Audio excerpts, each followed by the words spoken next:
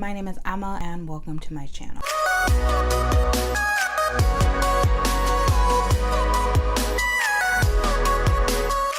Today we are going to talk about coupons and actually how to use them. So this is a video from my online course and I love you guys so much that I decided to drop it on YouTube. It is going to be a little bit dry. There really is no way to make couponing interesting. Well, at least the basics of couponing interesting.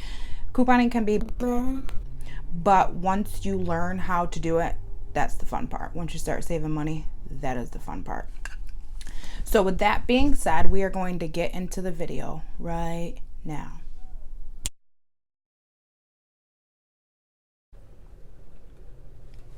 Alright everyone, I just want to show you how to use a coupon properly. Might sound a little silly, but some people do not know how to use a coupon properly, and I want this course to teach people how to use a coupon properly.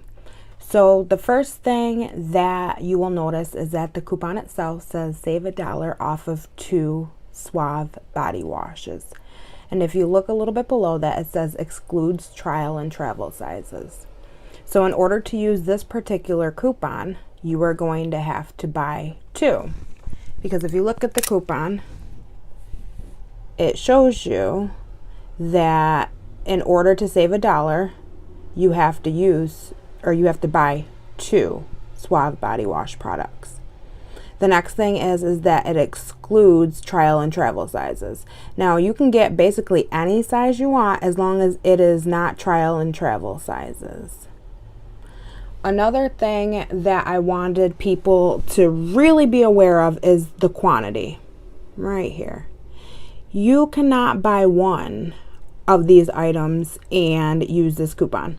Because the coupon specifically says you need to buy 2 to save $1, you have to buy 2.